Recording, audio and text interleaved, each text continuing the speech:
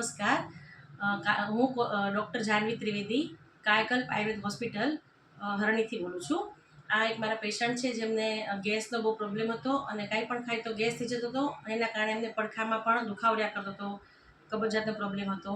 તો આપણે એમને મારી પાસે લગભગ 1 મહિના દવા કરી છે અને એમને ઘણું સારું થઈ ગયું છે. તો આપણે એમના મોઢે સાંભળીએ કે એમને શું તકલીફ હતી. નમસ્તે દિનેશભાઈ. તો શું તકલીફ હતી?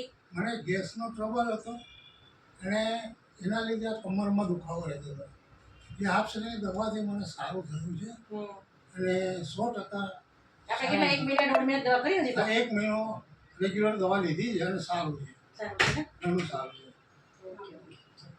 તો આવો કોઈને કાંઈ પ્રોબ્લેમ હોય, ગેસ, એસિડિટી, પાચનને લગતા કોઈ પણ પ્રોબ્લેમ, દુખાવાના, સ્પાઇનને લગતા, કમરનો દુખાવો, ઘૂંટણનો દુખાવો, તો તમે કાયકલ્પ આયુર્વેદ હોસ્પિટલનો સંપર્ક કરી શકો છો.